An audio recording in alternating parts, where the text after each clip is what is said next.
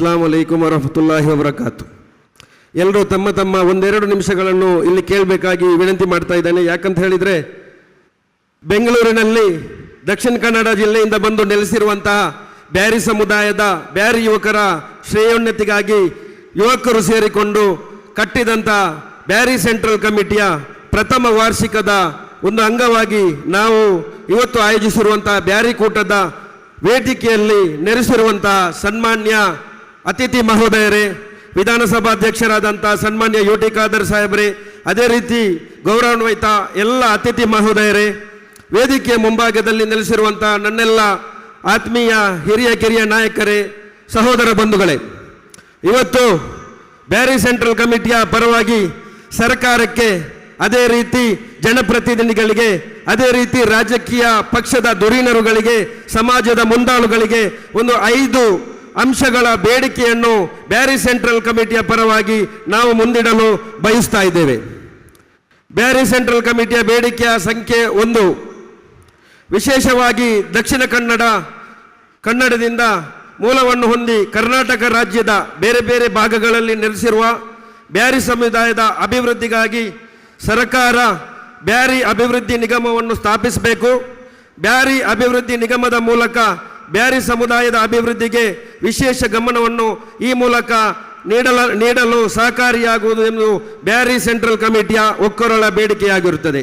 ಇದಕ್ಕೆ ಎಲ್ಲರೂ ಧ್ವನಿಗೂಡಿಸಿ ಮುಂದಿನ ದಿನಗಳಲ್ಲಿ ಸಹಕಾರವನ್ನು ನೀಡಬೇಕೆಂದು ಬ್ಯಾರಿ ಸೆಂಟ್ರಲ್ ಕಮಿಟಿ ಒಕ್ಕೊರಳಿಂದ ಆಗ್ರಹಿಸ್ತಾ ಇದೆ.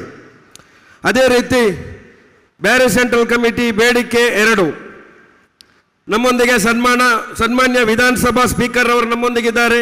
ಅದೇ ರೀತಿ ಬೇರೆ ಬೇರೆ ಪಕ್ಷದಿಂದ ನಾಯಕರುಗಳು ಸೇರಿಕೊಂಡಿದ್ದಾರೆ. ತಮಗೆಲ್ಲರಿಗೂ ತಿಳಿದಿರುವಂತೆ ಇನ್ನು ಕೆಲವೇ ದಿನಗಳಲ್ಲಿ ಕರ್ನಾಟಕ ಸರ್ಕಾರವು ಬಜೆಟ್ ಅನ್ನು ಮಂಡಿಸುವಂಥ ಒಂದು ಸಂದರ್ಭ ಇದೆ. ಬಹುಶಃ ಇನ್ನು ಕೆಲವೇ ದಿನಗಳಲ್ಲಿ ಅದು ನೆರವೇರಲಿದೆ. ಈ ಒಂದು ಬಜೆಟ್ನಲ್ಲಿ ಅಲ್ಪಸಂಖ್ಯಾತ ಸಮುದಾಯದ ಜನಸಂಖ್ಯೆಗೆ ಅನುಗುಣವಾಗಿ ಈ ಬಜೆಟ್ನಲ್ಲಿ ಸುಮಾರು 10,000 ಕೋಟಿ ರೂಪಾಯಿಗಳನ್ನು ಮಂಜೂರು ಮಾಡಿ ಬ್ಯಾರಿ ಸೆಂಟ್ರಲ್ ಕಮಿಟಿ ಸನ್ಮಾನ್ಯ ಸಿದ್ದರಾಮಯ್ಯನವರನ್ನು ಹಾಗೂ ಉಪಮುಖ್ಯಮಂತ್ರಿಗಳಾದ DK ಶಿವಕುಮಾರ್ ಅವರನ್ನು ಈ ಒಂದು ಸಂದರ್ಭದಲ್ಲಿ ಆಗ್ರಹಿಸುತ್ತದೆ. ಸರ್ಕಾರ ಈ ಒಂದು ಬೇಡಿಕೆಯನ್ನು ಬಹಳ ಗಂಭೀರವಾಗಿ ಪರಿಗಣಿಸಿ ಇದನ್ನು ಮನ್ನಣೆ ಮಾಡಬೇಕೆಂದು ಈ ಒಂದು ಸಂದರ್ಭದಲ್ಲಿ ಬಹಳ ಗೌರವಪೂರ್ವಕವಾಗಿ ಕೇಳಿಕೊಳ್ತಾ ಇದ್ದೇನೆ. ಬೇಡಿಕೆ 3, ವಿಶೇಷವಾಗಿ ದಕ್ಷಿಣ ಕನ್ನಡ ಜಿಲ್ಲೆಯಿಂದ ಬೆಂಗಳೂರಿಗೆ ವಿದ್ಯಾಭ್ಯಾಸಕ್ಕಾಗಿ ಬಂದಿರುವಂತಹ ವಿದ್ಯಾರ್ಥಿಗಳು ಸ್ಪರ್ಧಾತ್ಮಕ ಪರೀಕ್ಷೆಗಳಾಗಲಿ ಅಥವಾ ಬೇರೆ ರೀತಿಯ ಪರೀಕ್ಷೆಗಳಿಗಾಗಿ ಬರುವ ಬ್ಯಾರಿ ಸಮುದಾಯದ ವಿದ್ಯಾರ್ಥಿಗಳು ಹಾಸ್ಟೆಲ್ ಅಥವಾ ವಸತಿ ಸೌಲಭ್ಯವನ್ನು ಸಿಗದೆ ಪರದಾಡುತ್ತಿದ್ದು, ಸರ್ಕಾರ ವಿಶೇಷ ಮುತುವರ್ಜಿ ವಹಿಸಿ ಅಲ್ಪಸಂಖ್ಯಾತ ವಿದ್ಯಾರ್ಥಿಗಳಿಗೆ ಸ್ಥಳ ಮತ್ತು ಕಟ್ಟಡಕ್ಕೆ ಬೇಕಾದಂಥ ಅನುದಾನ ಹಾಗೂ ವ್ಯವಸ್ಥೆಯನ್ನು ಮಾಡಿಕೊಡಬೇಕೆಂದು ಸರ್ವ ಕರ್ನಾಟಕದ ಬ್ಯಾರಿ ಮುಸ್ಲಿಂ ವಿದ್ಯಾರ್ಥಿಗಳ ಪರವಾಗಿ, ಹೆತ್ತವರ ಪರವಾಗಿ ಬ್ಯಾರಿ ಸೆಂಟ್ರಲ್ ಕಮಿಟಿ ತಮ್ಮನ್ನು ಆಗ್ರಹಿಸ್ತಾ ಇದೆ.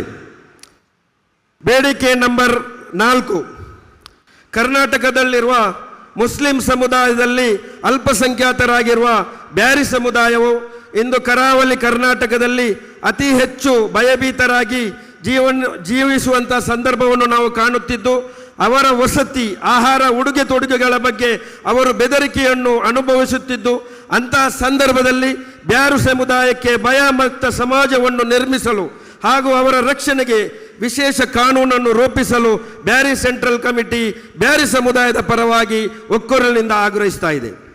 ಅದೇ ರೀತಿ ಬಹಳ ವಿಶೇಷವಾದ ಒಂದು ಬೇಡಿಕೆ 5ನೇ ಬೇಡಿಕೆ ಕೂಡ ಆಗಿರುತ್ತದೆ.